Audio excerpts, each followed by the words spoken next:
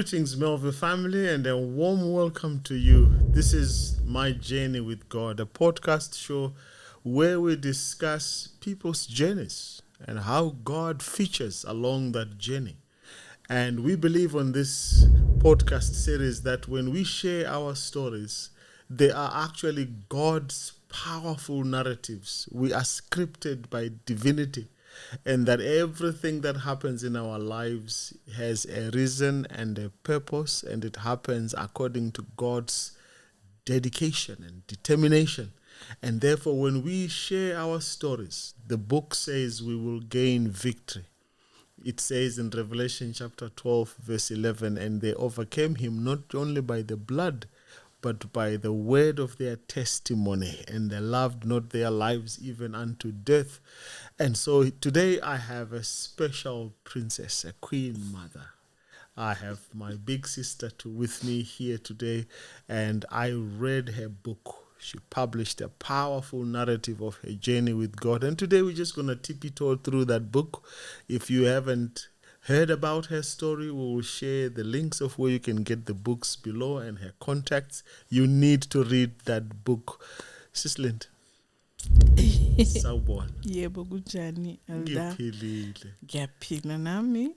They don't know that we've been talking about this thing since COVID days. It's been a long time. It's been a while. And at that time, I remember you had published this beautiful book. Firstborn. Yes, the firstborn of your literal years. Yes. Alive by Grace.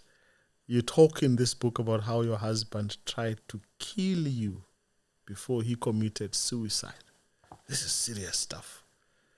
But before we talk about those later years when this happened, I'm interested in your journey with God from, they say, from cradle to the crowning years now. Let's go way back to when you first discovered how ngiyaphila, igama lami nguLindiwe, and I am this and this and this. Where were you? What was happening around that time? Who was around you? Who was influencing this little African girl, and where is she in life? Okay. I was born in Benoni, Davidton. All right. And then I think in Davidton I stayed there for when I was a little baby. Mm-hmm.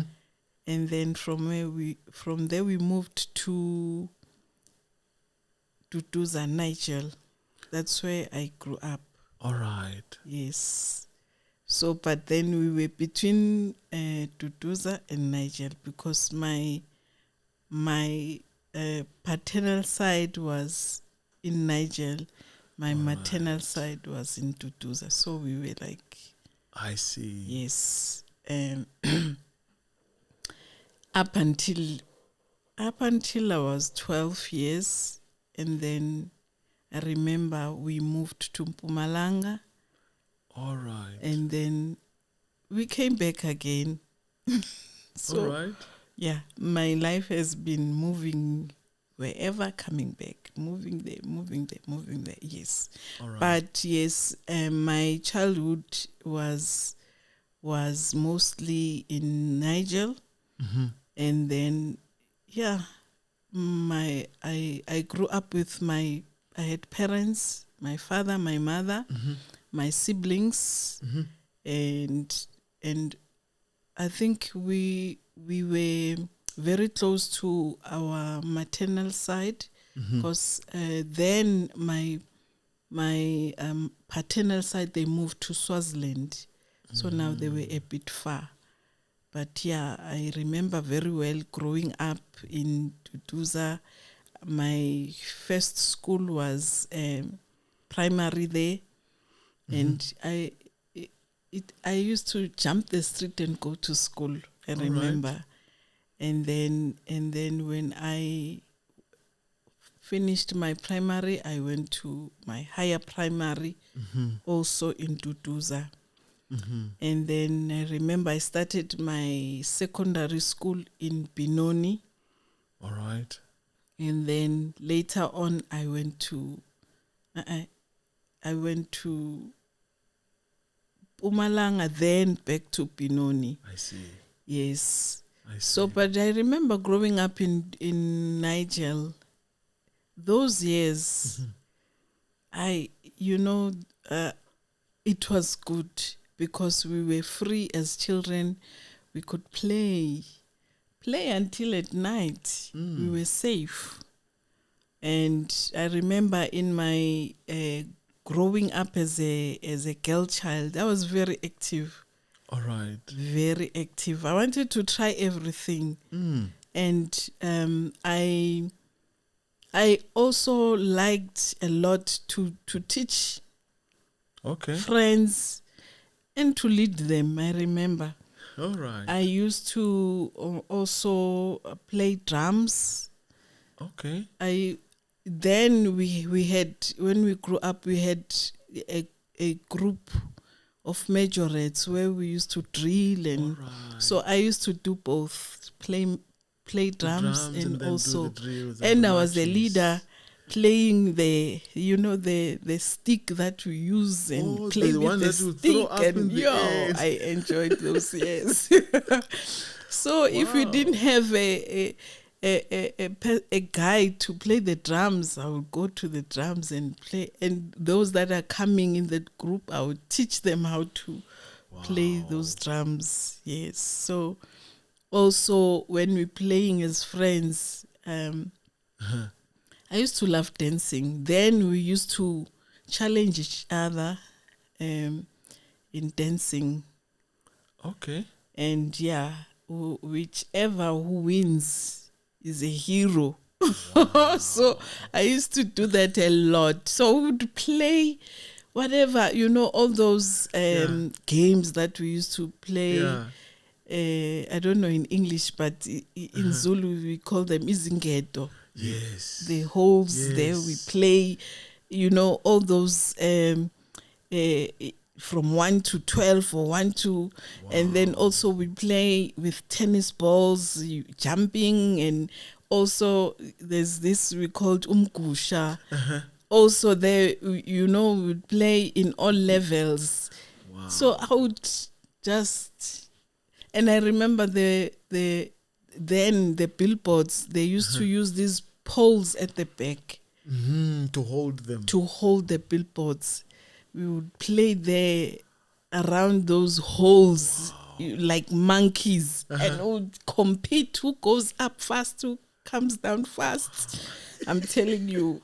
You had fun Big in time. your childhood. Big time. And I know now, I learned that, allowing children to play is very good because it develops their mind. Their mind and the confidence and determination and focus, everything.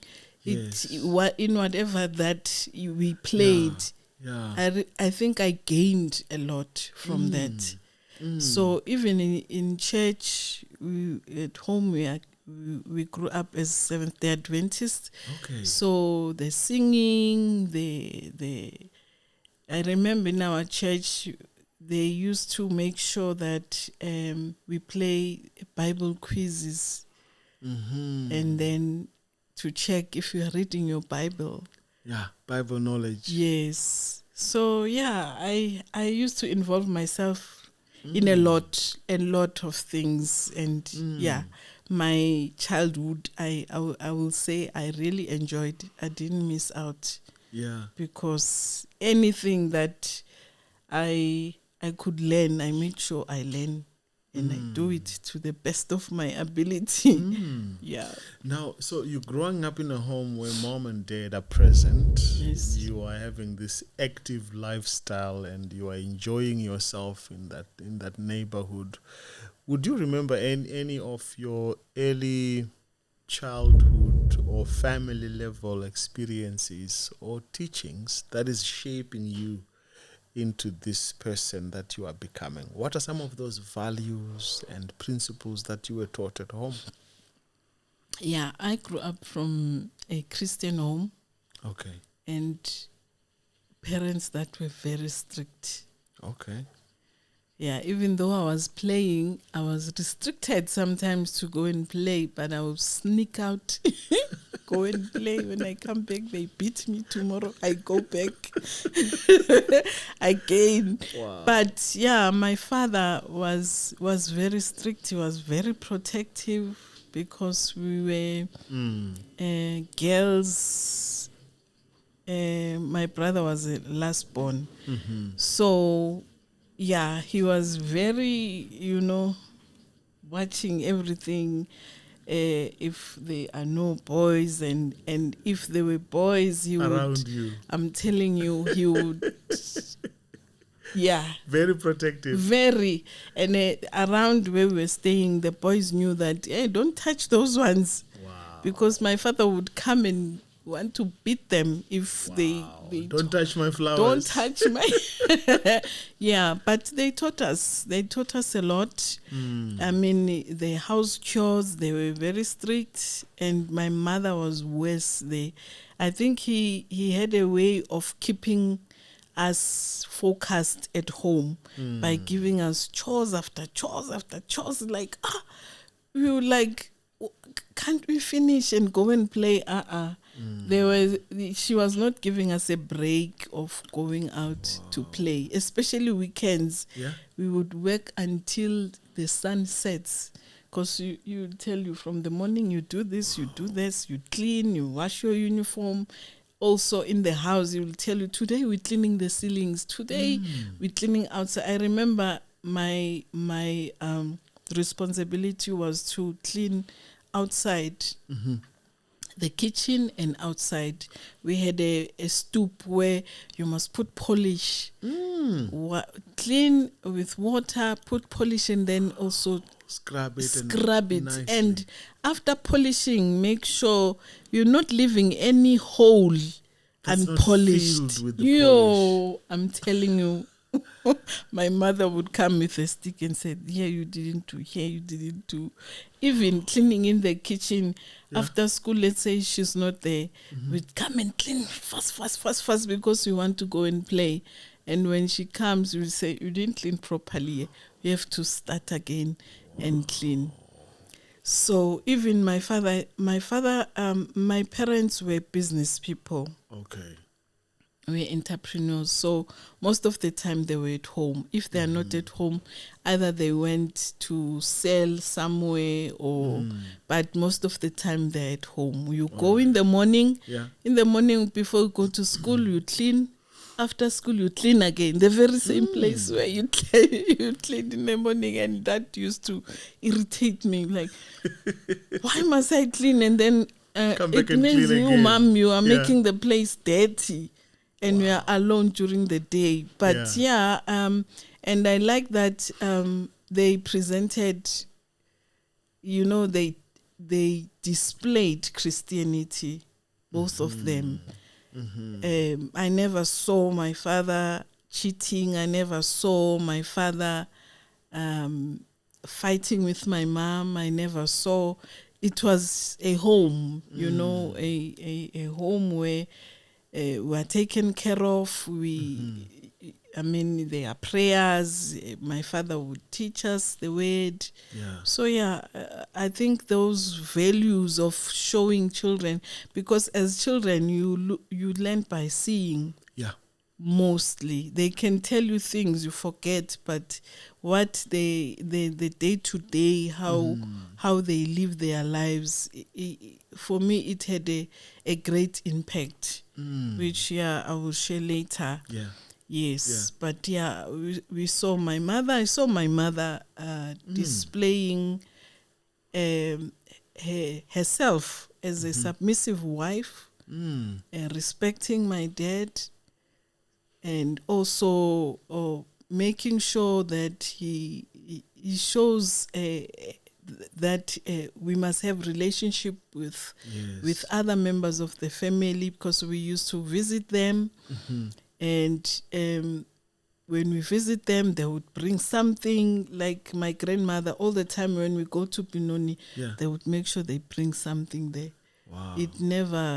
It was never erased in my mind. And then we learned a lot from them. Yes. So how many siblings, your family, how big is it? And Okay. you mentioned your brother. My brother is a last born. I was talking about the girls. Yes.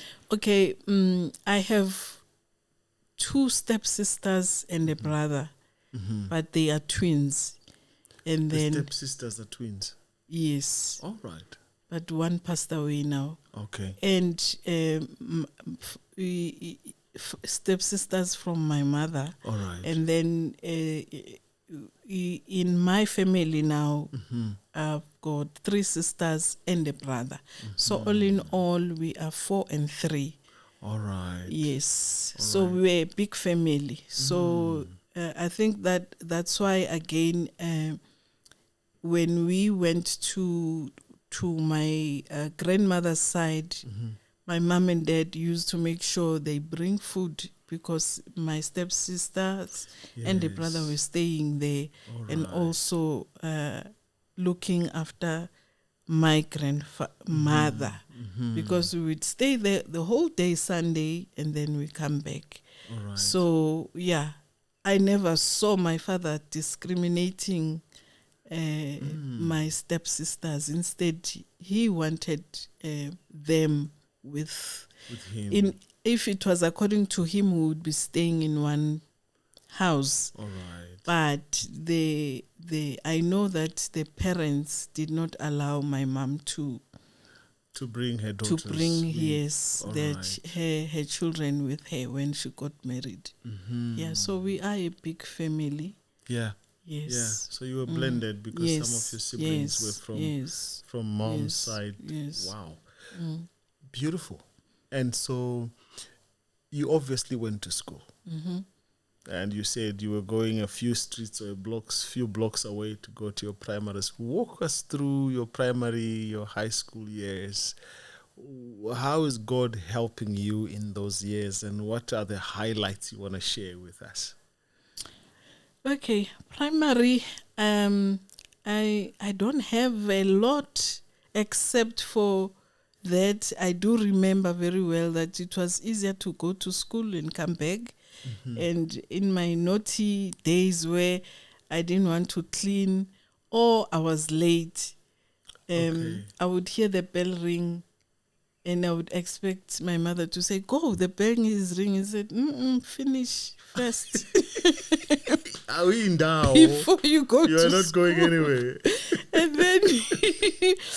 And then let's say if I manage to sneak out and go to school without doing my chores, she will come to back and find them waiting to the for teacher and tell the teacher. Oh, is that so?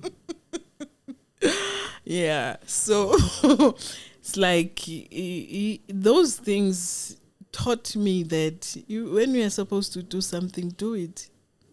If it's your responsibility, do it. You can't run away from your responsibility.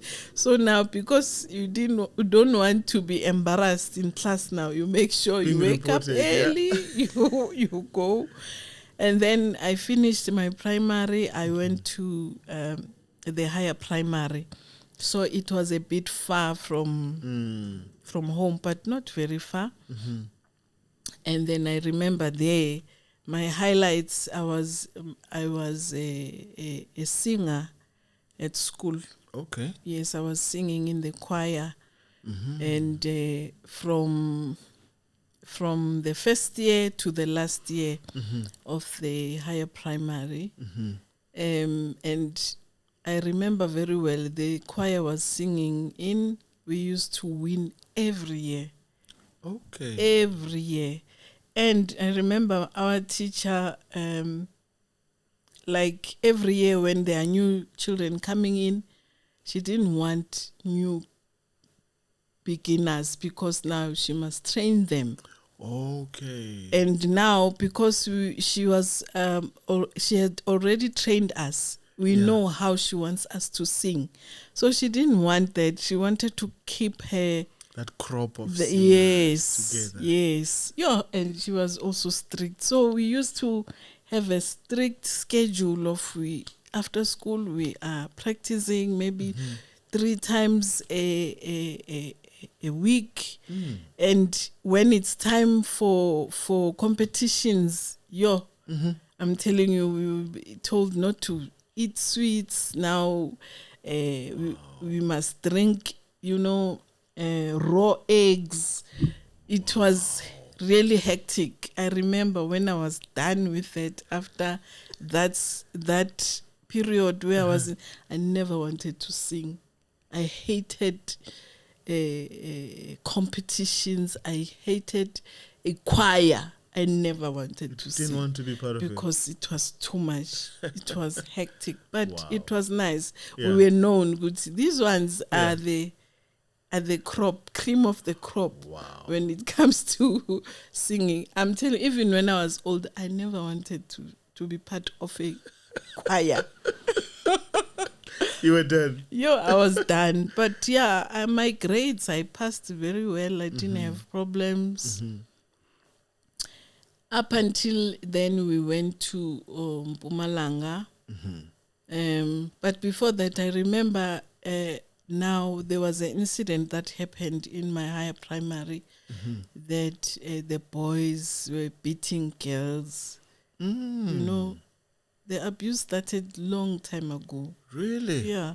Beating girls. If you don't want to say yes to a boy, then you become they don't like and they abuse you at that level. And it happened such that the principal called the cops, and I remember I was one of them that were supposed to go and testify at the court.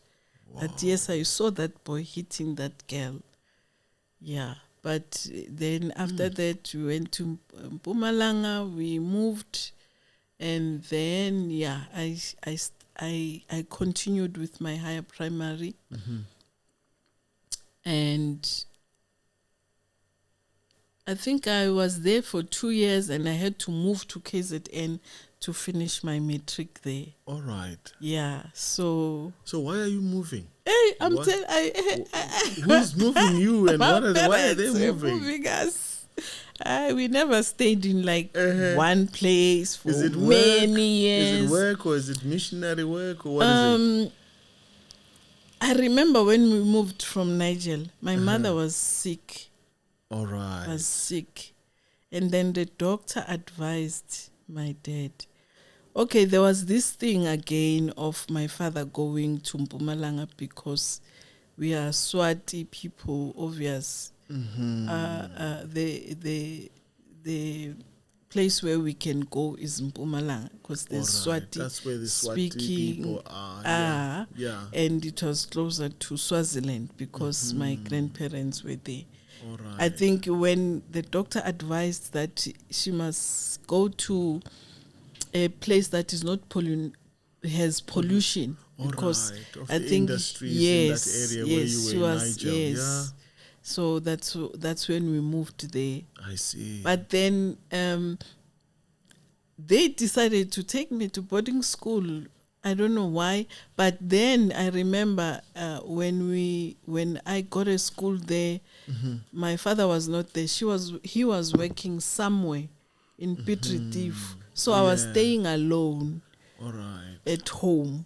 So I think that's why they decided it's better for me to go to boarding school, because then I was even traveling to school. I must take a bus or if there was no transport, because then it was not a reliable transport, we had to walk back to home after school, and a long distance. So I'm thinking maybe that's why they decided it's better.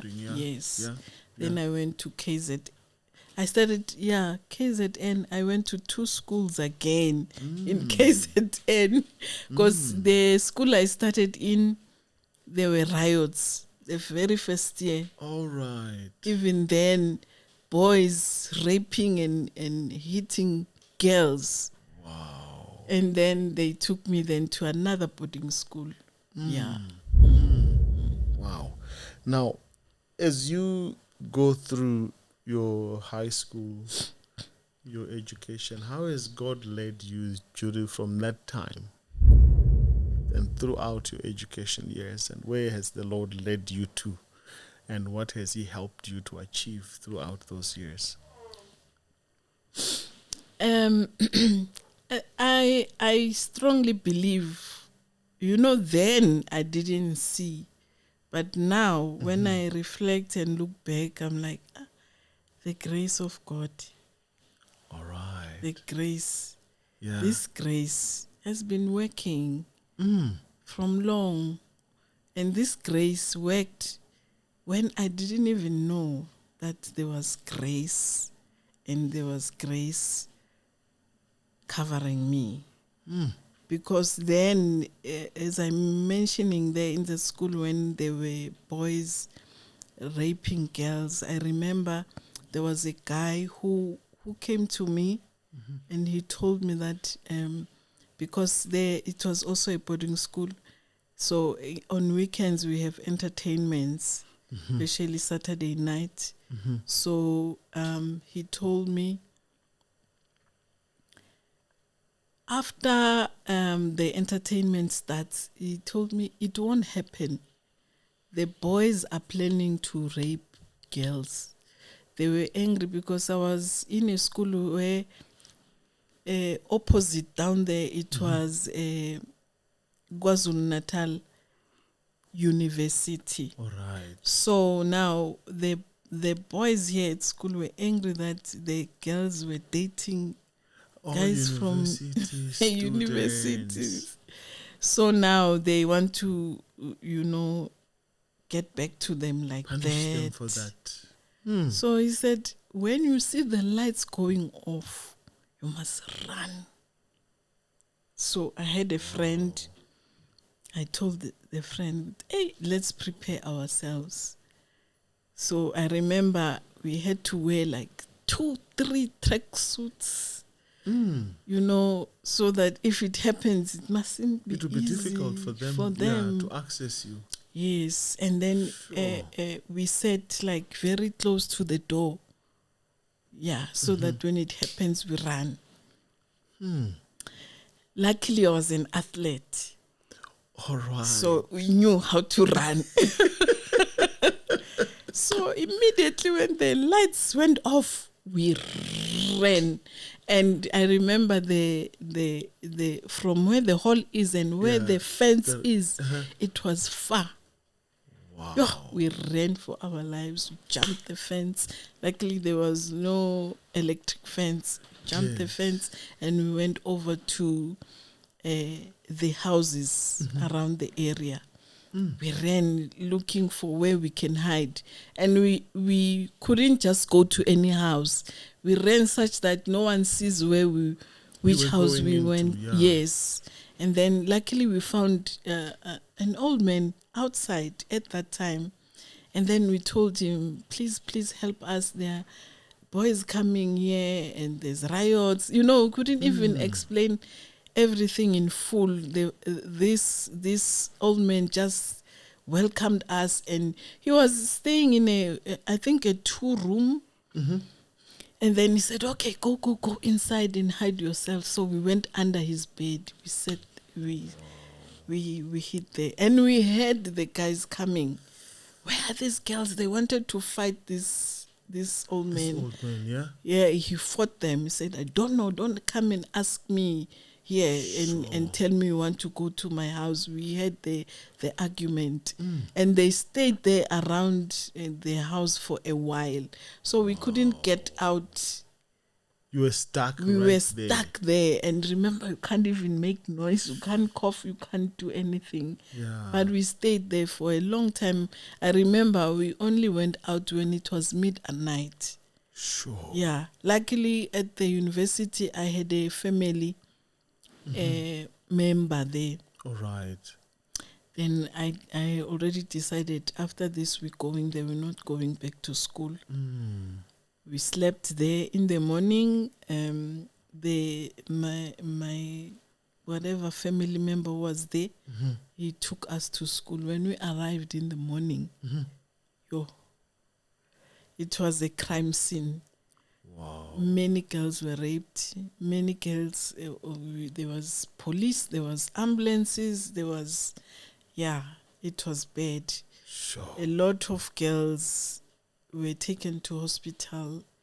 A lot of girls were raped. And after that, the school was closed. That's when they had to move me again. So when I say the grace of God, because if I didn't have anyone who came to me and told just me, whispered you this to information, say, do this, run away, we would be targets of the day also. And you never know what would have happened with your life thereafter. And also, I remember when we were traveling to school there, we were using trains. And also, when we were traveling on the train as well, the boys would be targeting girls and wanting to rape them. I remember the first time my mom took me, when it's holidays, she must make sure she comes so that she pick you up. Yeah, we travel together. Otherwise, in the train, anything could happen. Anything.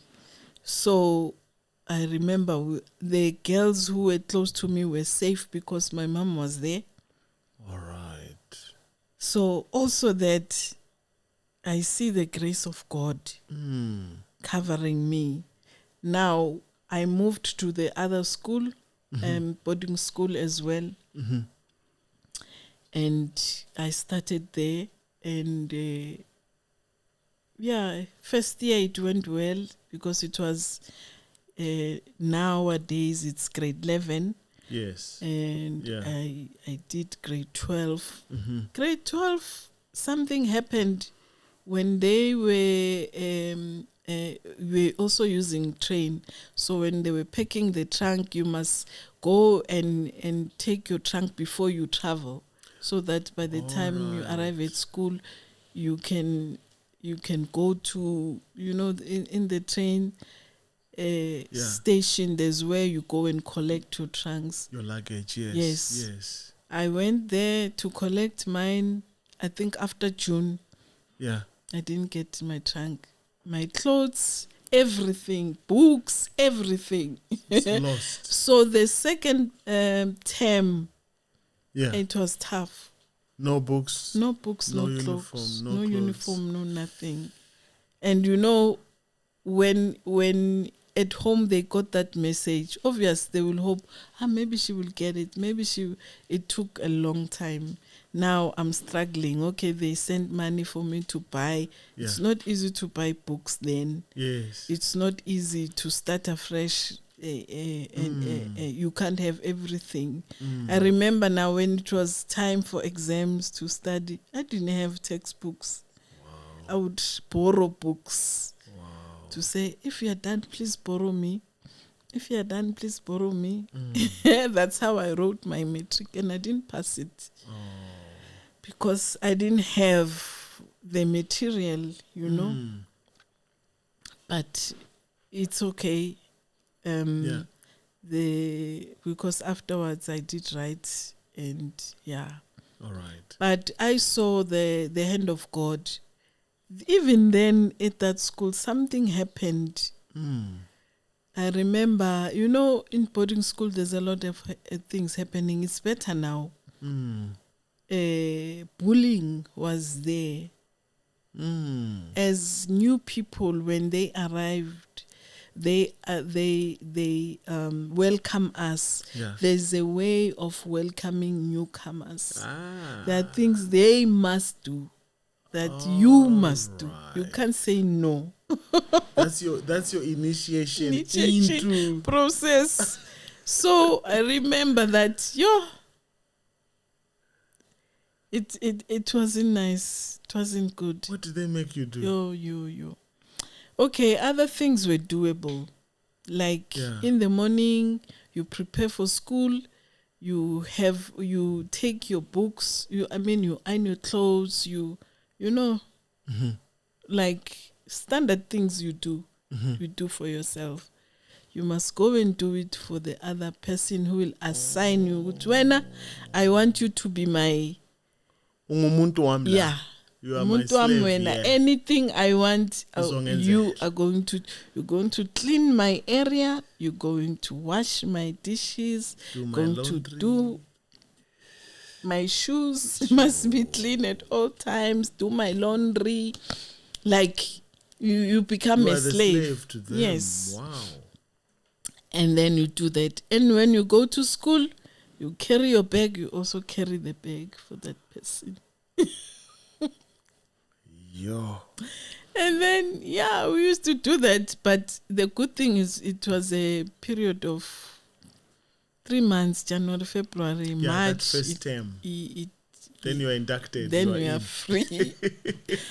But it was tough because in the evenings, in the morning you do that. In the afternoon again, you must pick up the books in class. Take her books, you go and deliver them. At her place. At her area. We call them the area. Yeah. And then you find out what you must do. Maybe you go and do your stuff. And then they will tell you, because everything goes with the time periods of the day. Yeah. In this time, when we are done this, then we come as all the newcomers. We come and sing for them. They will make us sing and do whatever. There was this thing that they were doing after that. They will make us sit on. You stand like you are sitting on a chair. Yeah. Oh, yes, you bend your knees. Yes, you are sitting like that, and they will make us sit like that for as long as they want. Your legs can hold you. Yeah. If you fail, you are being punished. Hey, we got tired of this. And on top of that, they will, with their nails, they will do this. Scratch you in your face. Then you go and sleep. They scratch you and then they do this in your forehead. After that, you are dizzy, you are angry, you are powerless. You can't fight. But there were girls who were fighting, older girls would do that and go back to them. There was this one they were scared of. She had a knife. Yeah. The freshman. Yeah. The fresh lady. But when she's sleeping, they will go to her and beat. Because she doesn't have access to the knife. No, now she can't fight. If they come, you are sleeping. Yes. Maybe during the day they are scared of you because you're for night. When it comes sleeping time, there was a time where when she was sleeping, they put papers there and burn her. So it was horrible, eh? And I remember one night I fell on the chair. I couldn't hold anymore. Hold yourself up in mid. Yeah. Up until I was taken to hospital. That's how bad it was. Yeah, because it was now too much. If you are strong, they make you sit there longer. Until you break. They want to see you breaking. And that's the entertainment. Yes. Then they like it like that. So I had friends. We were new. I remember one day, I think I started dating after a while. All right. And I think I dated a guy who ended up being my late husband. Obviously, she had a girlfriend. So I'm thinking she's the one that used those ladies against me. Okay. So now, because I was dating that guy who was not a newcomer, obvious. All right. They would make sure that there were days where they will tell me, they will say, today on this day, all the newcomers, when you wear your shirts, the collar must face at the back. That's how you be. And your shoes, you wear bananas. And if they know there's somebody pursuing you, you are going to go to that class. Looking like that. Like that. And you had to obey the rules. You obey, what are you going to do? because it's allowed in the school. Wow. Yeah, so it happened. And then I'm trying to imagine you walking with your shirt facing backwards and it's hanging on your neck. yeah, The buttons, so someone has to And do your buttons. on top of that, when you you put on Vaseline, on that day they tell you must use Vaseline, and you put a lot of it, not like you put A little it bit. like you smear. You must be full of Vaseline. I think when it's towards the end of Yes. And then my friends, one day I come back from school, I find a group at the door of the dormitories. Oh, and then someone is calling, come and see. I'm like, what's happening? They told me someone has written about you in the toilets. I'm like, oh, I also share it in the book. What's wrong? What did I do? And they took me there and I read. I'm like, who wrote? No one knows. Asking my friends, obviously they don't know. They won't say, I don't know. I didn't care. And I'm like, okay, whoever writes, what am I going to do now? So they're older now, because there will be people that like you. So those ones, they wanted to fight for me now, to say, we want to know who did this to her. There must be, someone must account for this. Yes, someone must account for this, because they wrote nasty things. I don't even remember now.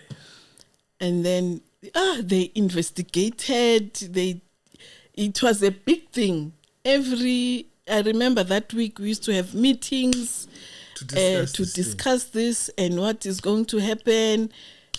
Me, I was just a spectator watching now.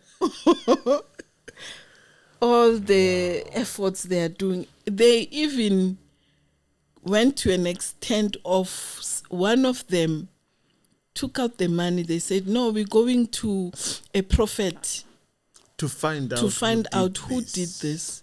They did it, and they came back. There was a meeting, and then we were told who did it. Wow. Now there was a verdict over this person. Over the person who did it.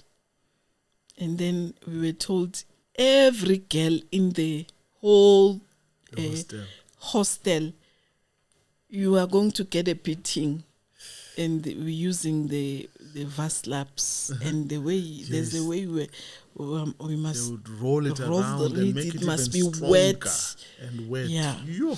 But they say, you are starting, me, I must start, open for everyone. So I had to do it. And then everyone else did it after that. Yeah, even then I was like, it was bad. For me, if it was me, I wouldn't even want her to be punished, because I just didn't care. Yeah, this had nothing to do with you. I felt I did nothing. I can't be punished for dating someone. I can't be, if it was because of that. Otherwise, I didn't know. I didn't know what caused them to do that. But again, they fought for me. I didn't need to fight with anyone. All right. And to prove that it was true, that prophet gave a name, and I don't know how they showed who wrote and what happened, but that person confessed, and it was one of my friends. We were a group of 5. Wow. One of my friends. So I don't know whether they influenced each other or what, but I'm thinking now, somebody, maybe the girl who was dating my late husband, must be She must have been trying to blackmail you and get you to be the bad because girl. now she's new. She had to listen and do it. But at the end, she had to be punished, For whoever told her to exactly. do that. Wow. So so I see that as a hand of God to say, Lord, you've been fighting for me. Your grace has been upon me, even though I nearly experienced, especially that rape thing. Yes. And also in the primary, I experienced that thing of boys beating girls. Yes. It didn't happen to me, but I had to testify at court. I remember also in the riots, the 16 June riots. Yes, the 1976. Yeah, 1976. Yes. In where I stayed in Duduza, they were on the 17th because the 16th was in Soweto. So it rippled through to your neighborhood, yeah. That day, I nearly died because I remember the main road in Duduza. The soldiers were coming with those big hippos, and they were shooting. They were shooting. They didn't want to see anyone inside in the streets. So I remember that at some stage I was interested in joining. I was going to the streets. And my father saw that. So he tried to protect me not to have access to that. I think he knew because I had an uncle who even went on exile. All right. So when they were, chasing us and shooting, I remember that I had to run and sleep. They tell you how to sleep on the floor if the soldiers are coming through. Firing, yeah? Yes. So I did that next to another house. Luckily there was grass, so they missed me. They didn't see me. Otherwise they used to take anyone. Either they arrest you or your family will never hear what happened They'll to shoot you. you and kill you. Yeah. Yes. So there are a few incidents that I know God protected me. Yeah. And when I think, I'm like, wow. Yeah. It could have been the end of my life. So from high school, you are the girl in love and you are protected by your friends. You grow up, God takes you through your higher education. What education do you pursue after? After that I went to college because when I met my late husband, already he promised to marry me. All right. Yeah. And then from the next year, when he left school, I think he also wanted to pursue his studies, but he couldn't because finances were not okay, and her mother, I think, he didn't have money, and he joined the correctional services. All right. Yeah. All right. And then he started working. So he started planning then to marry me. All right. And then my father said, since you are getting married, I think you must do something. You can't just go without a certificate. Yes. So he said, okay, let's take you to college to do. I had an administration diploma. I see.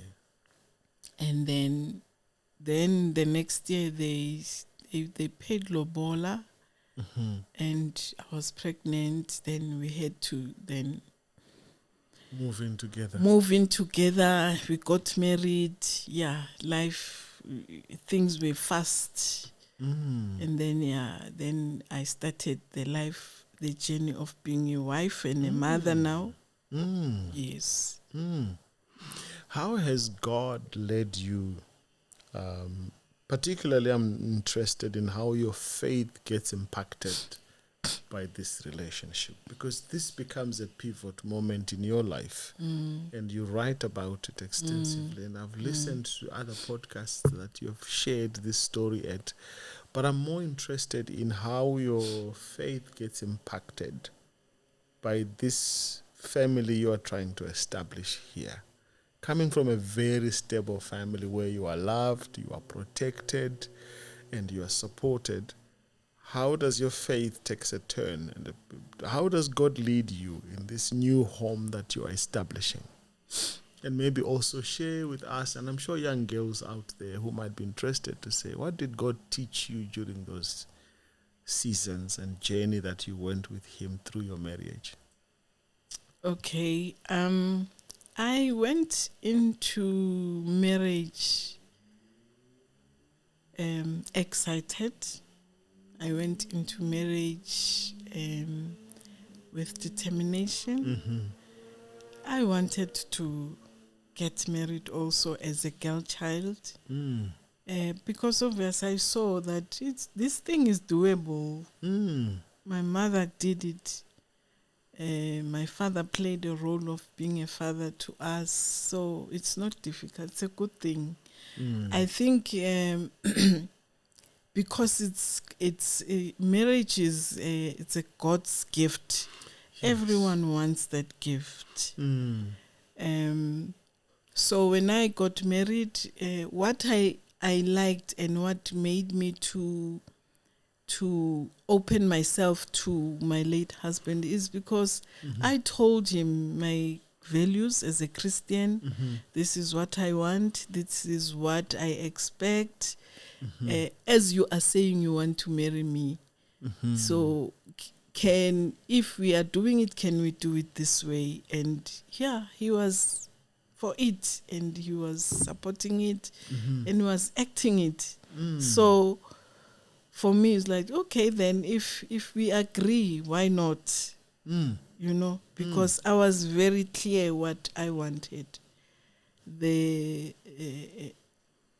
Okay, maybe that I can share later.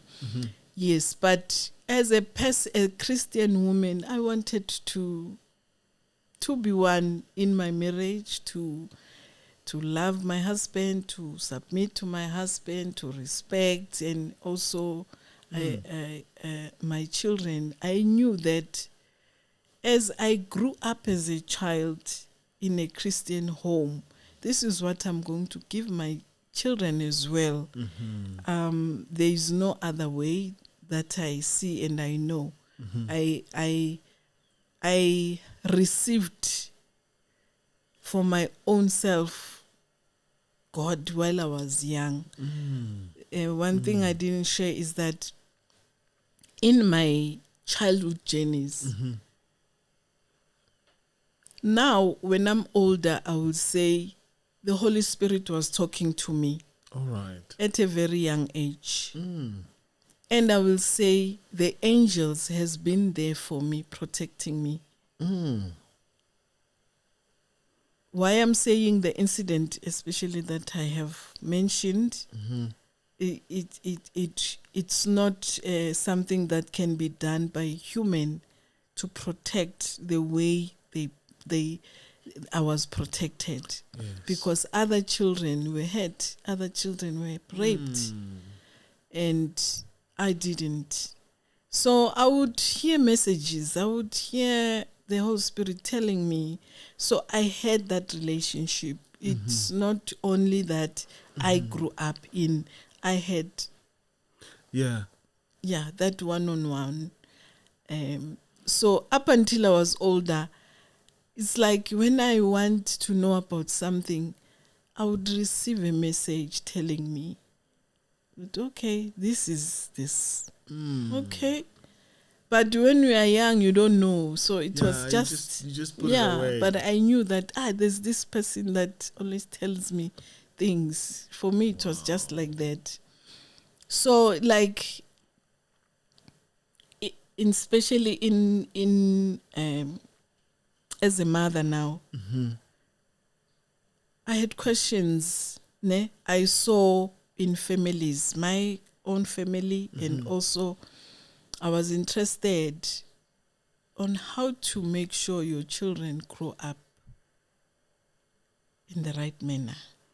Okay. And they grow up, they love God. They grow up, they are independent. They grow up. Yeah, they are, you can be proud of as a parent, and God can be proud of you as a parent now that you did well. So the scripture that says, train up a child in a way he should go. Yes. So God would tell me, you see, if a child is like this, it means you must do this. All right. Even in my parenting, I always prayed for myself as a parent, because what I used to do, I used to attend prayers, even if they were not from my own church. Around where I was staying, if I find out there are women gathering, praying somewhere, I would go. Okay. Yes, I would go. So I remember that now I was belonging to a group of women who come together and encourage each other. So I would go there. And I think that what made me more to go, it's when now I could see that there's something wrong here. It's not stable like home here. All right. There's turbulences. Okay. Yeah, so for me to be grounded, I need support.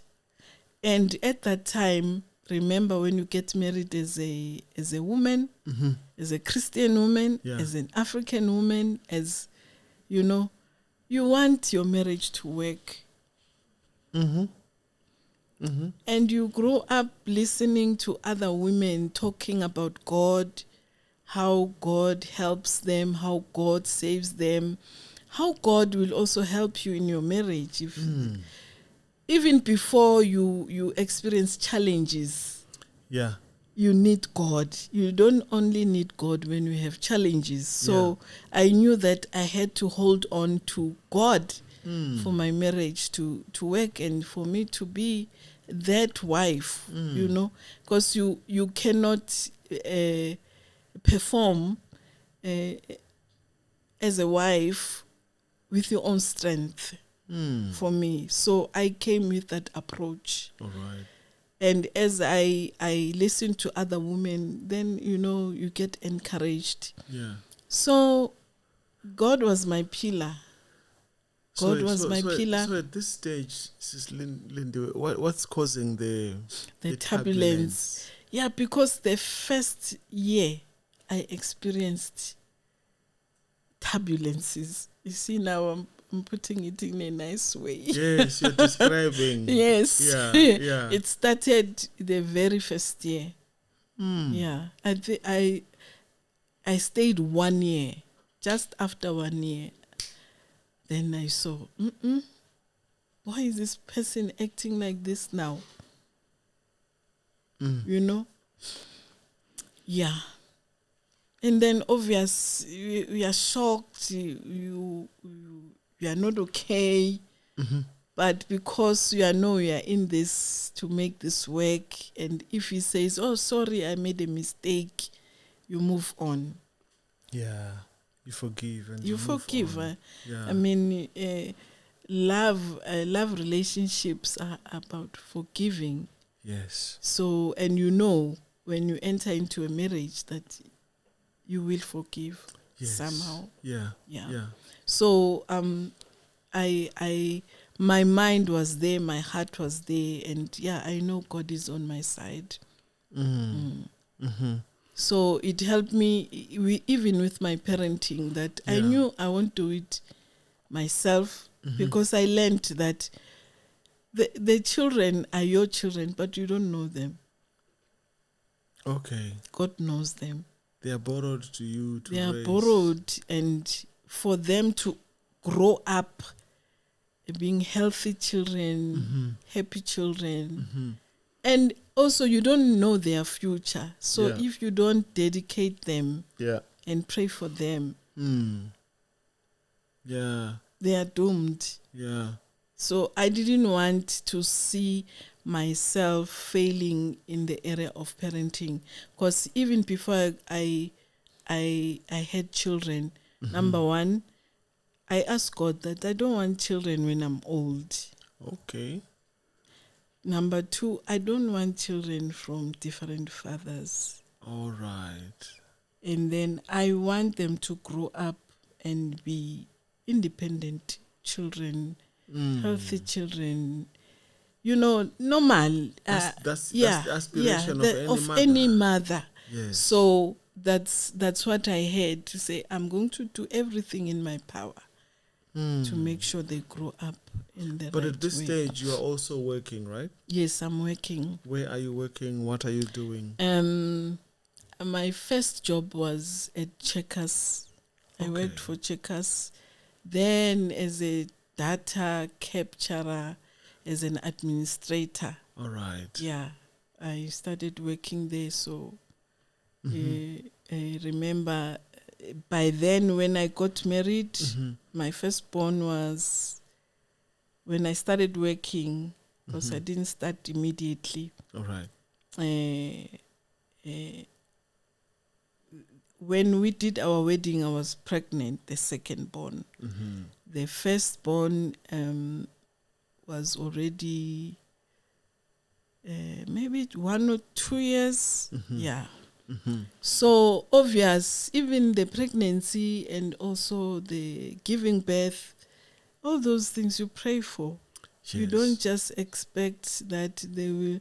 Yes, it's a normal process that every woman go through, but you pray. Labor ward, it can be a death bed sometimes. So I had to pray for such. So I thank God that I had already had that inside of knowing that I'm not too powerful. God is too powerful for me to help me in everything that I go through. I think that foundation, my foundation as a Christian in the family, it made me strong. Such that whatever that I was facing it knowing that I'm not alone. Yes. I'm not alone. I won't do it alone. God is there for me. And whatever that I come across, I pray. Yeah. And I grew like that. Yeah. So walk us and maybe share with us some of the experiences that really became a pivot. And I think from what you've already described from before, your high school years was full of incidences, which I'm sure under those beds as you were running, you see? trains, you were praying and you were asking God to lead you. And like you said, grace was already guiding you and protecting you. But maybe share with us 1 or 2 pivot moments in your entire life until today. You say, you know what, Melusi, if I look back at that, I see that as God pivoting and leading me in ways that if He had not, I would not be here. Yeah, there are many incidents that I can count. Yeah. Yeah, I see grace everywhere in my life. When I'm in my corner, I feel like God had spoiled me because He never left me. I never felt like I was left alone. God always provided a way out.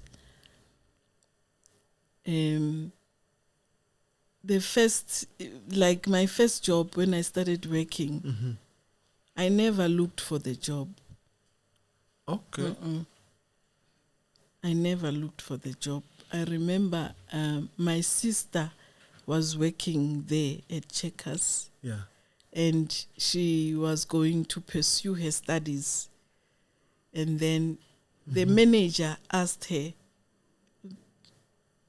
I think, who's going to fill in for you? Do you have the somebody? Manager told her that she wants a person who has maths, even if they don't have experience, as long as they have maths. Then and then she spoke for me. And then I was called because I had maths. Yeah. And I also had the diploma. So All that right. worked for me. Yeah. And yeah. then I came and I was trained and started working, and I started, I remember when I started, I didn't know the job, but at the end of 5 years after resigning from Checkers, now I was training everyone who is in the admin, all the Checkers. Wow. If I stayed longer, you see where I was going. Wow. Yes, because now that manager, he was like a regional manager in all the Checkers stores. So if he has trained me now, you see, how the back part of Checkers, not the front where people are buying and selling.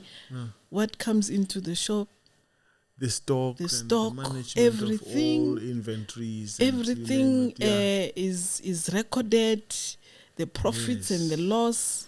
I was doing that without a certificate. Now you must have a bookkeeping or accounting background. I didn't have it because of I had maths. Wow. Then I was trained into that. Wow. And I remember later on, I even did a certificate now in administration because I wanted to beef it up. But already I had the experience and the diploma. So that on its own, it was grace. Yeah. Even after that, because after Checkers, I went and I worked for other companies. I remember at some stage I was working for my uncle.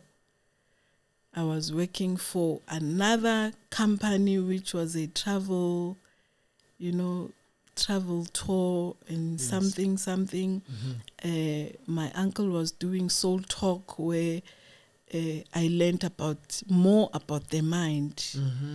He was doing workshops, and I was the one preparing all the documents he was using, and I learned like the ministry. Now I'm learning about the mind. Wow. I did administration there. So it's like I saw the pattern that God took me in.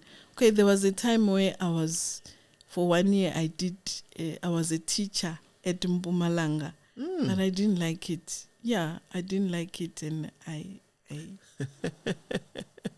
defaulted back to admin. My mom was not happy. But everywhere where God has put me, what I'm doing now, I see that, I had to go and learn this. I had to go and learn that. There was a time where I was looking for a job now at South African Airways. Okay. The experience of the travel and tour, which was always also doing papers for people, visas and permits. Immigration and all of that. Yes, I was the one who is applying at Home Affairs, embassies. Okay. When I was applying for SAA, they looked at that and then they took me. Wow. That was grace. So I don't see myself like I didn't do much. God was paving a way for me. I remember also at SAA, I applied the first time. Yeah. They rejected me. Second time, I applied again. They rejected me. You never gave up. Third time, they took me. You never gave up. I look at that and like, God, were you telling me to do all this? Yeah. Yeah, and then after Checkers, then I worked with my brother. All right. In his businesses. And I said my parents were entrepreneurs. When we grew up, weekends, we used to go with my parents and go and sell. I hated that. Oh. Because now it deprived me of the time to play. Play and have fun.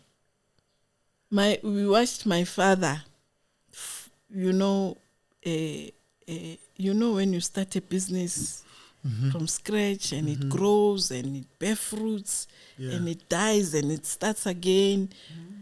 You know that cycle. resilience and perseverance, and I think I learned from him and from my mother. My mother was not, I never saw my mom working up until late in her life. She was a tailor.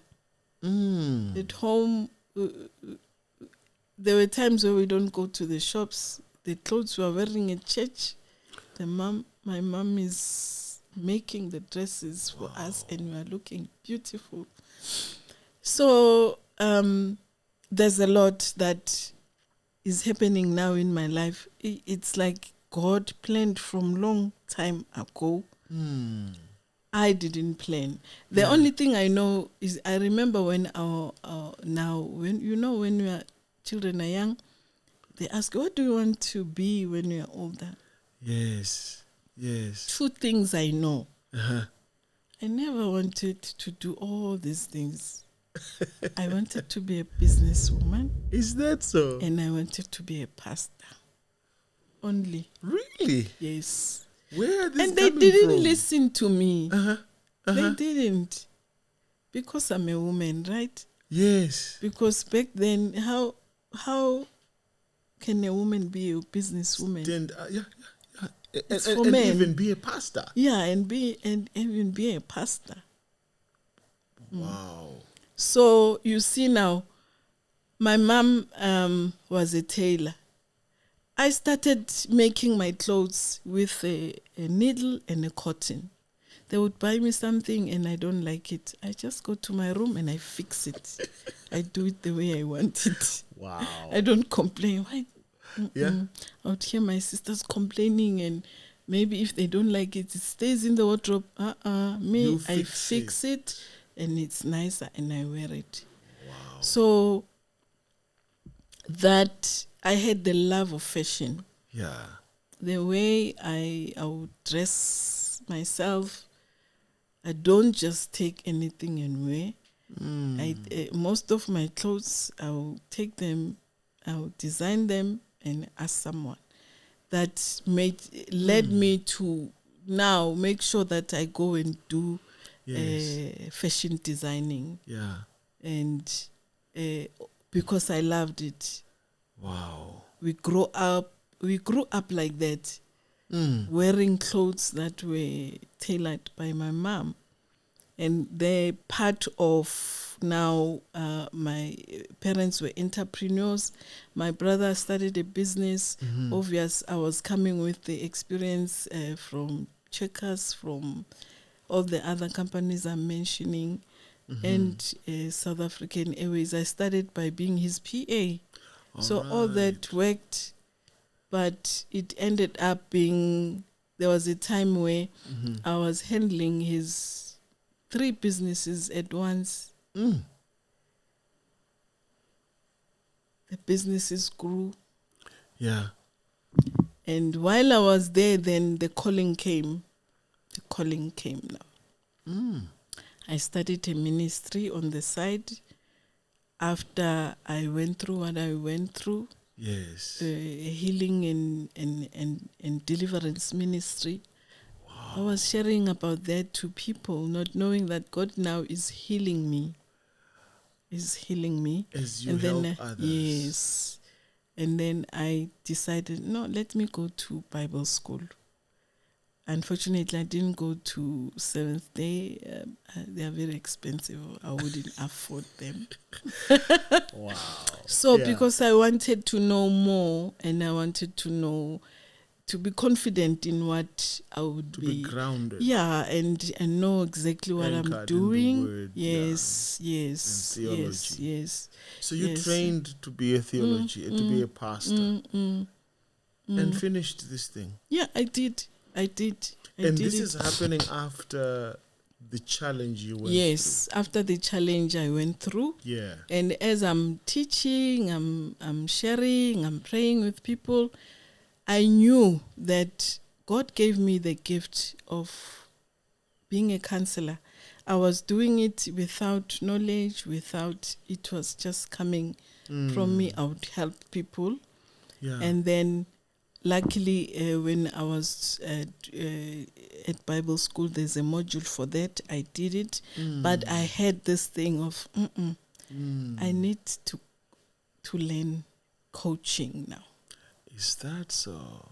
I need to learn coaching. And yeah, while I was working and then I came across a school, I started also enrolling. I did that after writing this book. Yes. So because I saw that in the journey of me doing the ministry on the side, I could pick up that people are struggling. True. People are struggling. And also me, I was still in the journey of, I want total healing for myself. What is it that is holding people not to heal? So that when I continue to share, I know which nail to which hit nerve, on. Yeah, Yes, which nerve is yes, which thinking pattern. Yes. Yeah, All those beliefs. Yes, all those defining moments that people go through and they are not aware that this thing is this impacting thing me. is here. I live by it, I decide by it, I act by it. And sometimes these things, Sister Lindy, they are planted when we were young. When we were younger. And we're not even you aware. You are not aware. That this framing of your thinking. Yes, it comes back way back from where you how coming you were from. raised. Yeah. Yes. So it's very important, and I thank God I did that. I thank God. I feel like, my dream as a child. Finally, I went to Bible school, but I was not happy as when I finished my coaching. I was like, wow, thank you, Jesus. Now it's done. Now it's done. Finally fully. Yes. And you're quite right. Coaching, I did that too. I saw. I had to do it because even with the psychology degree, even with my eldership training, the spiritual leadership and helping people in the church, I still felt there's it's not something. enough. Yes. There are tools I am missing in the bag that I need. And when I did the coaching, life coaching, I felt, no, I even want to go further. And I focused on relationships. Okay. And God is wonderful. Wonderful. Yeah. Such that I wish every person can do it. Yes. Every person. Yeah. For me, let's say if things could change now, we say we're starting afresh. Everything. Yeah. If you ask me, what do you think is the best thing to do for anyone? Yeah. If we say, okay, we're erasing the past. Let's start afresh. Yeah. What can you advise? I'd say, number one, go to Bible school. Number two, do coaching. Then you can add your degree, add whatever. Your specializations in other areas and go wherever you want to go. This foundation is very important for a human being. One thing I know coaching is for every Christian. It's because in coaching they teach you how to ask the right questions to unlock the mind. To unlock the mind, yes. And when I did my coaching, I went back to the Bible and I said, what are the questions that come through the Bible? And you know where the Spirit led me? The questions that God asks in the Bible. God knew where Adam and Eve was. Yes, where are you? Yeah. I heard your voice and I went and hid. And God said, Who told you were naked? Yes. You see how God is coaching? How strategic are the questions? If it was you and me asking, you would go to Eve. Yeah. Instead of Adam. God left Eve and went and asked Adam. And then after he was done with Adam, Eve. Yes. What is this you have done? So God asks questions. I mean, I actually developed a teaching which I've not yet published or shared, the questions of God. And so in your space, God, but I'm looking at your story, and because I read it here, and I see now you've done 6 books, so the letters are still coming through. And it's funny, let me just do this. I want to trace where in your life was this story at. This one comes later, because it's a product of your very painful story you went through in your marriage. People must buy the book. They must read the details of the story. We're not going to talk about it. But God saved you from certain death. In fact, there's a podcast you did, which I think I'm going to pin somewhere here, where you went into the details with the lady, what's her name again? I can't remember. Yes, you went into detail. So I want people to read this. This is a product of, so we'll put it in the back end. But let's start with live life to the fullest. Where in your history is this title coming from? In your journey? In my journey. Thank you very much. Yeah. After that book, after the experience of grace, I lived my life to the fullest. You unleashed yourself. Yes. So now you see that those 3 manuals, these are manuals, are they combo? There's live your life to the fullest. Yes. And then you've got navigate life. The coach is speaking now and teaching.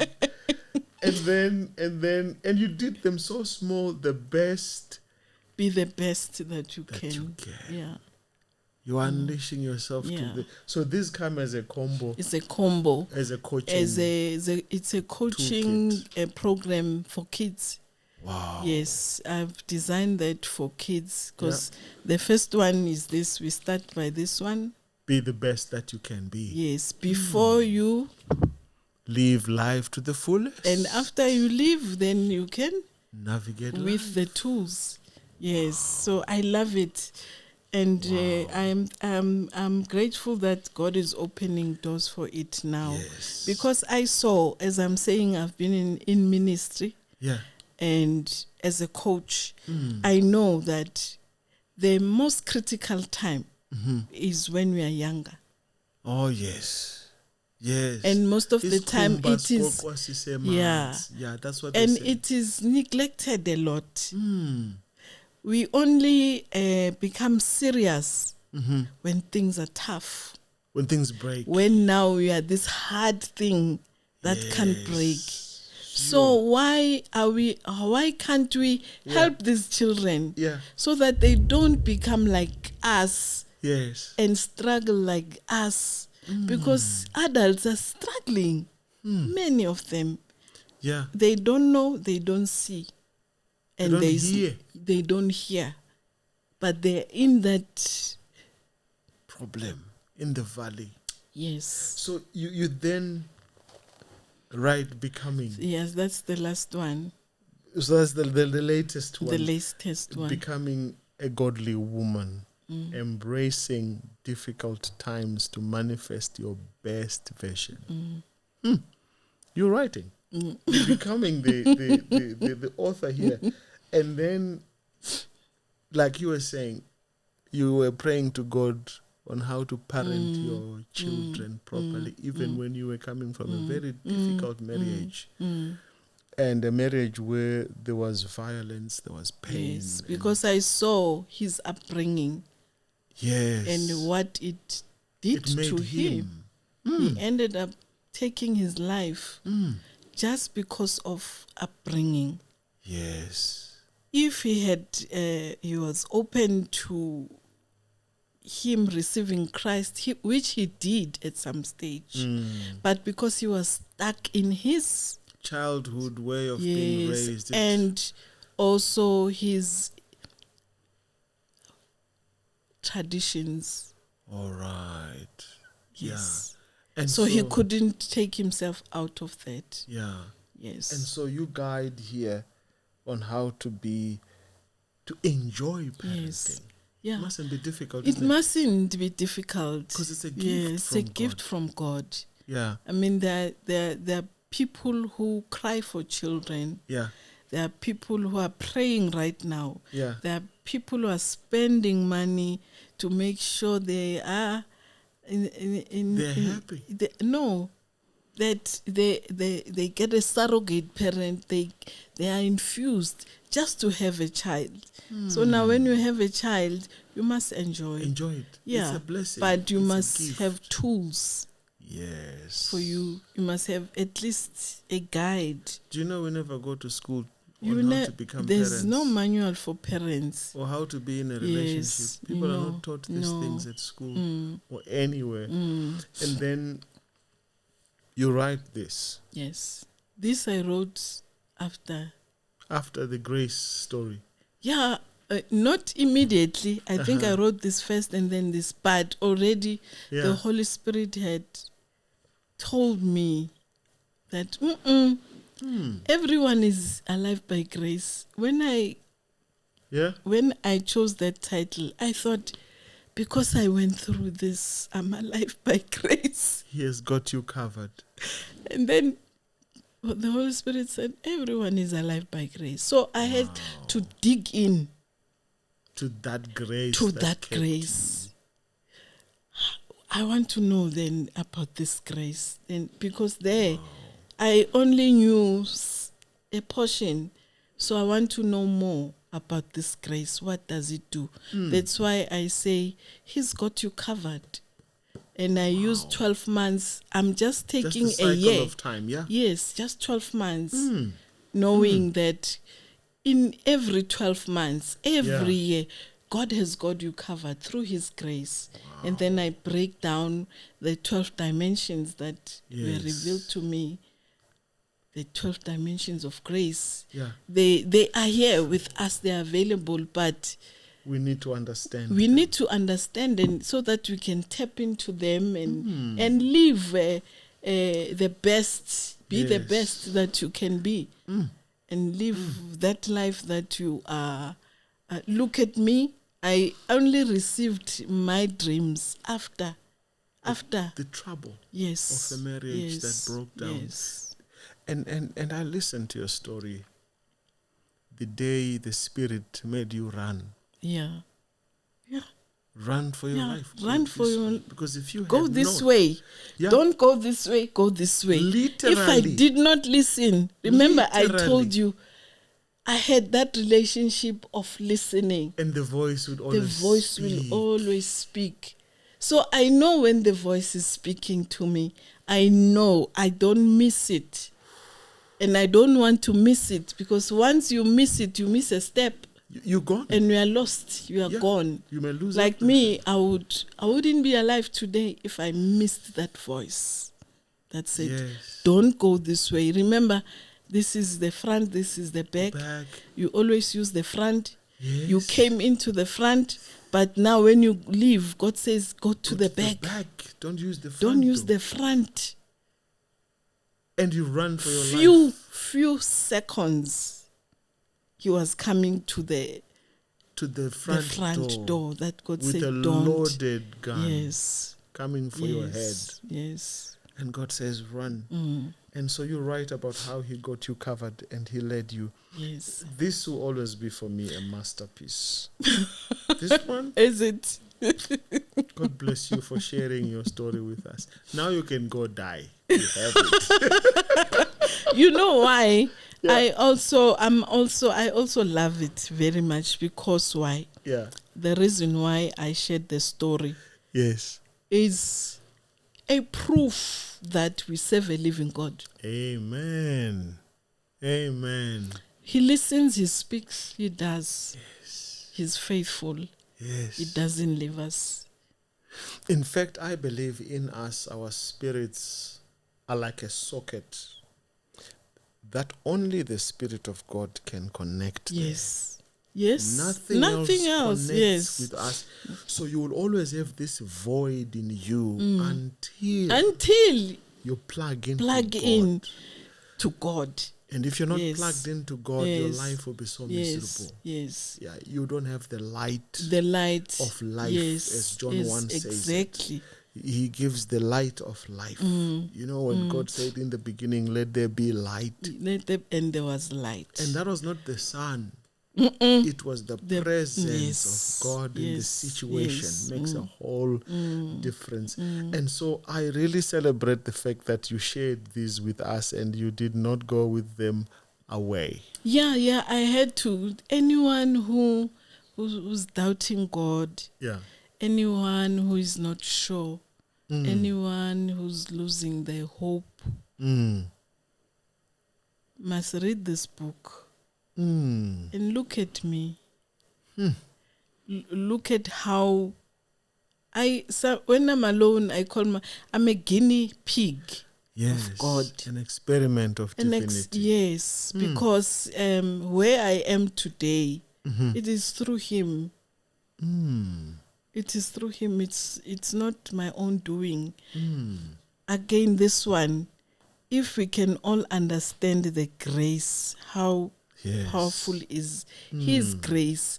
Because it's like, for me, you know, when like, let's say your parents left you an inheritance. And you don't know about the inheritance. Wow. You are busy struggling. You don't know where to go. And you don't know the love your parents had for you to leave you that inheritance that will take care of all your needs. It's the grace. So it's like, for me, the grace, how it has been revealed to me. Once you receive God, Jesus, the Holy Spirit, you must receive the Spirit of grace. It is a spirit, because He says it is the one that stimulates us to pray. It is the one that gives us an attitude of prayer. And out of all that, He unleashes His grace. But we have a part to play. So God wants, when He says He wants a relationship with you, there will be grace that you are experiencing, but the more you come closer, the more you experience it. Wow. You know, you are making me remember the story that preachers always say. This man buys a ticket to go to America, a ship. And he brings his own loaf of bread. Not knowing, the ticket covers all everything. Meals, freshly from there to there, and we are starving the whole. Eating mold bread that's molding now, and you are crying. And yet your fresh meal is on the ticket, but you didn't know. It's on the ticket, you didn't. It's because you are not connected to His Spirit. And that's a beautiful concept, the grace of God. And so if you were to share, maybe not even share, if you were to look at how God has led you up to today, what I'm hearing from you is that it is the grace of God that covers us. Meaning, God has given you what you did not deserve. I was thinking this morning, I'm like, I didn't deserve. If it was only what I could do or what I did that merits me to where the journey I went through and up until you wouldn't make it. I wouldn't. You wouldn't even I script wouldn't. your life. No. In fact, No. if God revealed to you where you are going, you may have run away. Then the way you That's ran a away thing. that night. That's a thing that he doesn't tell you where you are going to go through, what you're Yes. going to, But yeah, I'm telling you, I just see the grace of God Grace of God. in everything. There's more I can share. There's a lot. Yeah. There's a lot. I want people to God come and is read your faithful. books. Yes, and Yeah. contact you. And I want our viewers to know that there's much more. Yes. These are only the 6 you've done now, but I know you're working on another one. So You know let me what? ask you, what are you working on right now? Okay, let me say. What's the dimension you are in now for grace? Before I say what I'm working on. Yeah. Remember we once spoke at some time that there's a movie here. There's a movie here. Yes. There's a film that you are working Yes. on this one. Yes. Yes, you told me. I remember. Yeah. I remember. Yeah. How far is that? You know what? Let me explain. The film is short, is there, just that we need funds to reshoot. Yes. All right. We just need funds to reshoot. And then while we are waiting for funds, this is what I'm going to do. I've decided I'm going to use that as an educational tool for children now. All right. As I'm embarking on The coaching. yes, the episodes and coaching. series. Yes, because God has opened a door. There's an organization we started. It's called Childcare. Yeah. We are going to be helping children. Yeah, we're starting soon in Rustenburg. All right. Yes, so I'm going to be using that film for now up until we get funds to reshoot. And then, I continue with the coaching to help the children. But there are 3 books that I must write. Just this last year, Yeah. I felt after publishing this one, I'm like, I'm tired. It's very tedious. It's very painful. It's You were telling me before we recorded your nightmares with your publishing companies and and getting people to edit and review. For you to get a book. Up. Yeah. Well, AI is making it easy now, but AI doesn't have the story. No. It doesn't have the story. It only has the words. It has the nice words. So I can't don't represent it can't, that heart. No. Yes. No. So you have to write it. You have to write still. You have to write. So there is I have started the book, just that I must this year give myself time to, because I'm also a poet. Yes. So this book, the Becoming a Godly, yes, woman. it is inspired by a poem All right. about women. All right. And then when I wrote, I had to use the poem to write this book. And break it down. Wow. Yes. I'm very interested in your childcare projects. I think that's something big. Yeah, because I saw the gap as I was doing ministry. Yeah. Yes, we must help adults, but adults will be helped if they want to be helped. Yes. But children, they don't have a are choice. waiting. Yeah. They don't have a choice. They don't know. There's no information. There's no information, enough information. And the darkness waits for them. And the dark world, they want them while in their vulnerability to give them what they know will make who they must become. So that's where my heart is. Not that I don't want to. I'm also doing ministry everywhere where I am, but I'm going to put much effort here. Yeah. Because I'm praying that God builds a new generation. Yeah. Which will be empowered, equipped, and have the tools to face life. Yes. Because for me, I see that I was blessed to have a father and a mother. That gave me a backbone. I would not have been strong if I didn't have the right foundation at home. So that played a big role in my life, even now. Yeah. That if I didn't have that foundation, I'm telling you, I would have crushed. I would have been broken into pieces and never mended. Because I've met people that cannot receive, even the healing is there. They can't pick themselves up. They are so broken. It's because they don't have the right foundation.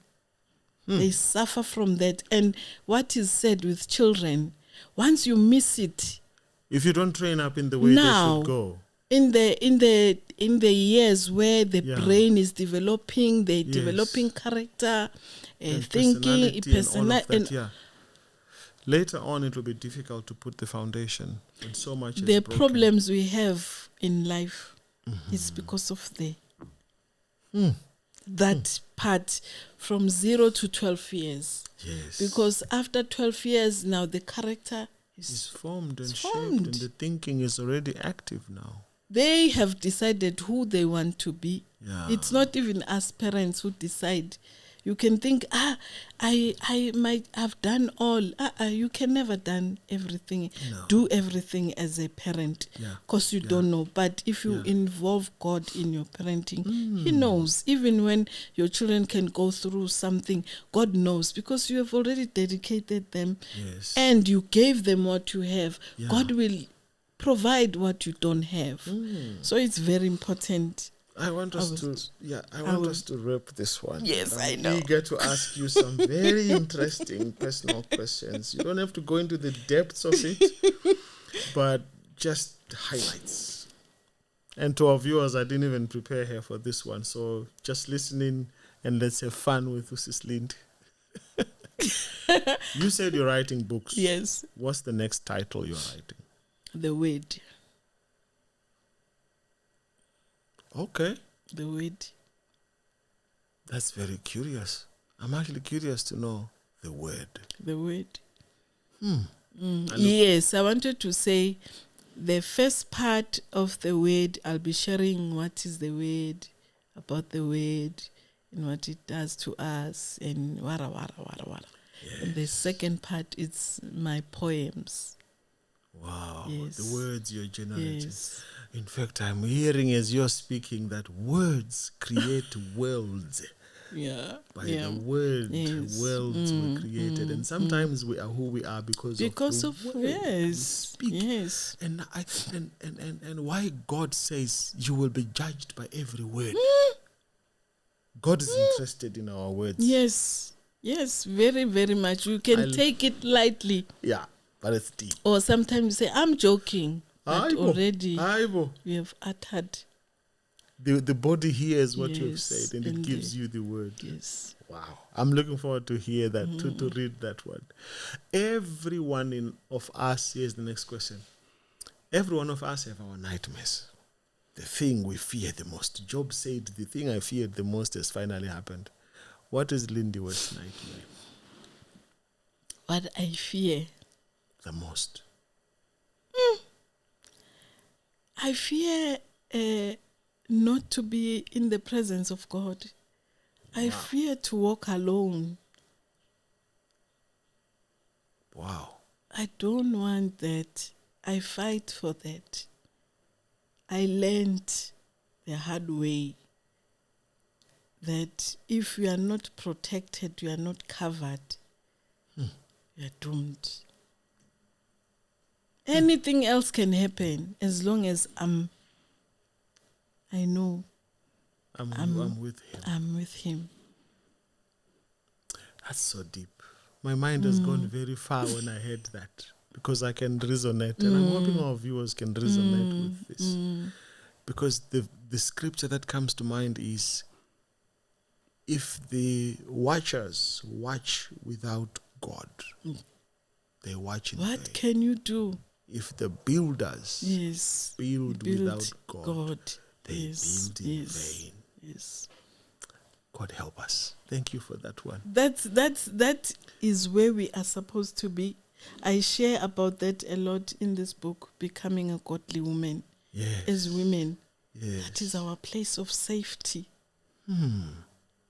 The only one place where we are safe. Where we are safe. Remember when Adam was busy toiling. Yeah. The book of Genesis says we were created male and female. Female, yes. Same time.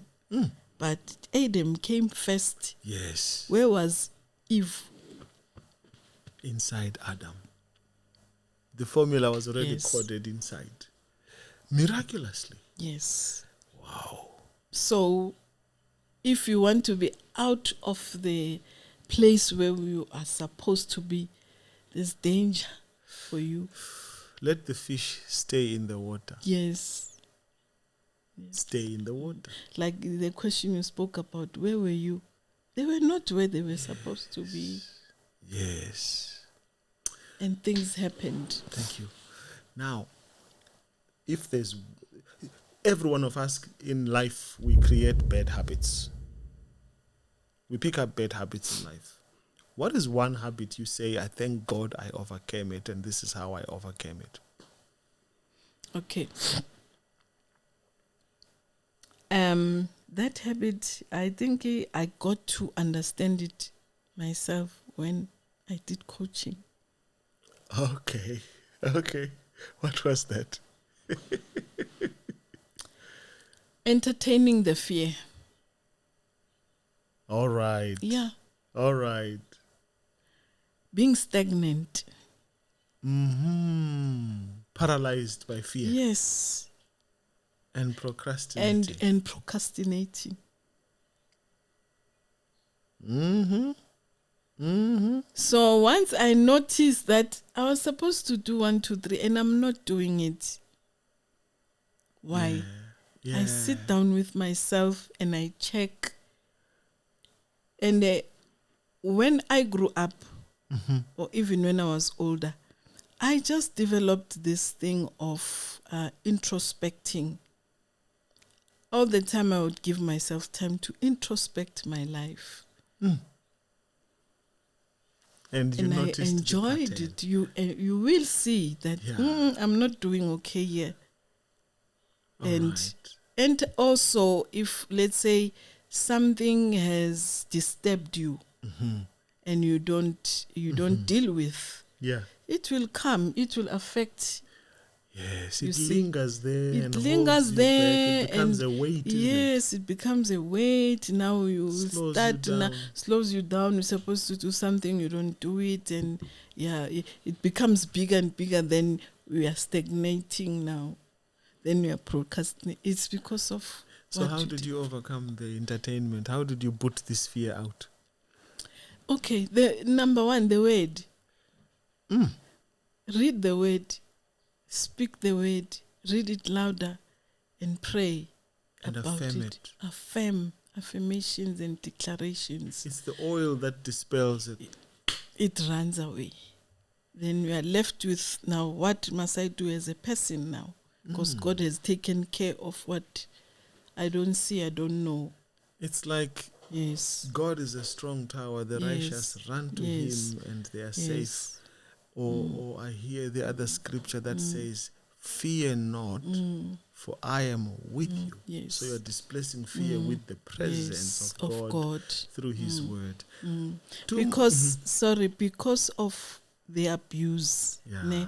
If you entertain the fears, you entertain the disappointments, the pain, all those things, they will derail your life. You will never be happy and enjoy.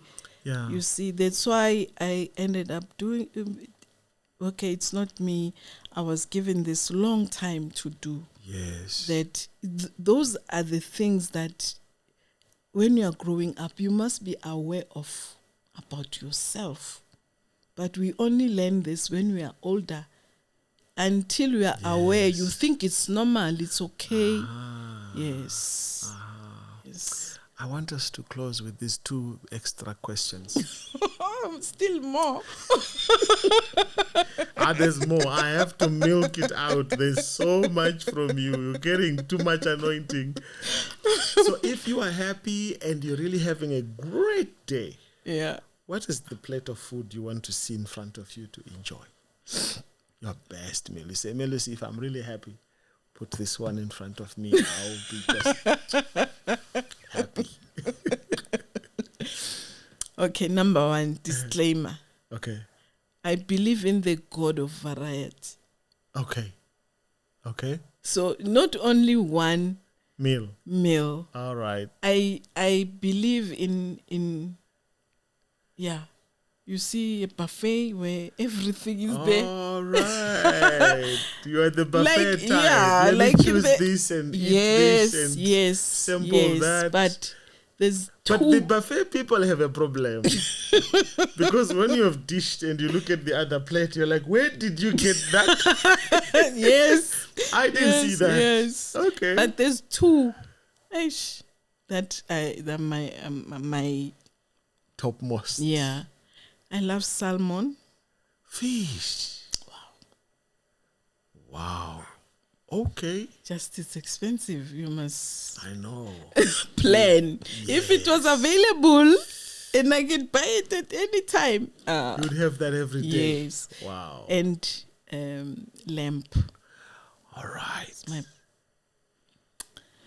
But also turkey. They say turkey, we are not supposed to eat it. Turkey is good for us. We can it's eat good. It. Yeah, it's and turkey. Yes, turkey is good. Yeah. Wow. All right. And then vegetables. Vegetables. Yes. Yeah. Nice. So I can see the salmon with your salad right there. Yeah.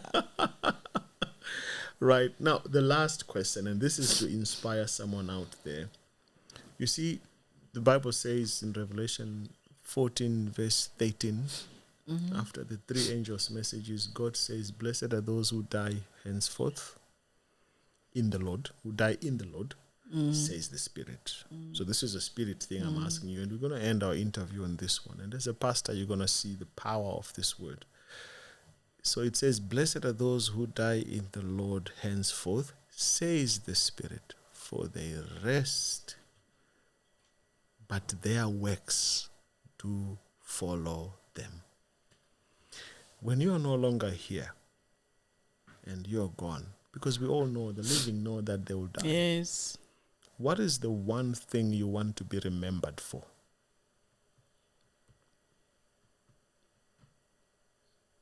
If we were to write you in Hebrews 11 and say, by faith, Lindiwe Kunene lived. What do we say afterwards? What is it you want to be remembered for? Okay. Can I say more? Yes. I think the tape is still enough. We can still run a little bit more, yeah? Okay, number 1. I see myself as, like I said, a guinea pig. God used me to perform his miracle through me. I'm alive today. It is by the grace of God. That's why I wrote a book, so that people must know how God can protect. Writing the book is not about experience abuse so that God... The message is about the grace of God.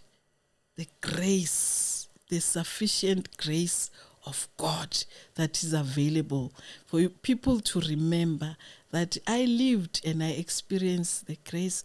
So I want people to know about the grace and also experience it, because it's not only for me. Because if we are all living and tapping into the grace, how wonderful it is, and how glorious it is, and how fulfilling it is for the children of God. You know, not that me, I have this, you don't have, you're struggling. Everything we need is there. The healing we need is in the grace The deliverance is in the grace. Provision is in the grace. Protection is in the grace.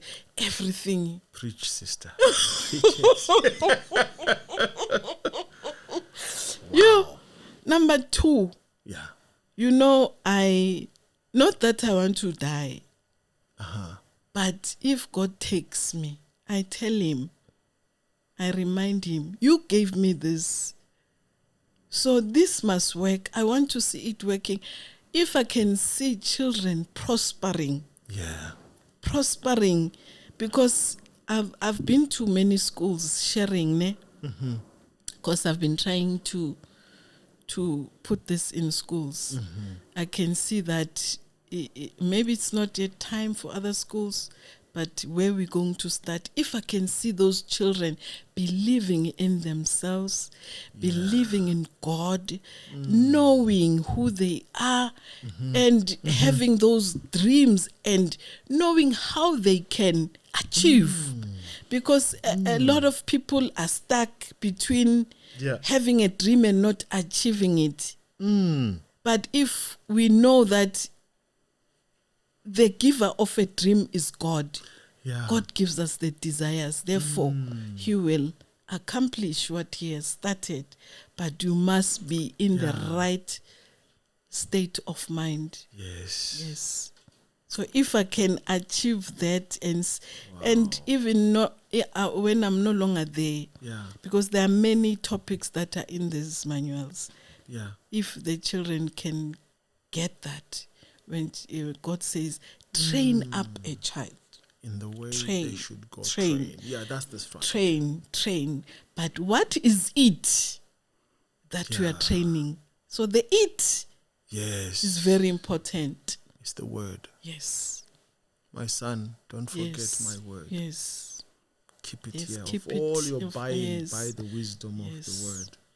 Sister Linda, thank you so much for this one. This was special. Thank you. And I look forward to keep in touch with you on your future projects. And may God bless you. Thank you so much. Thank you for inviting me. Thank you for allowing me.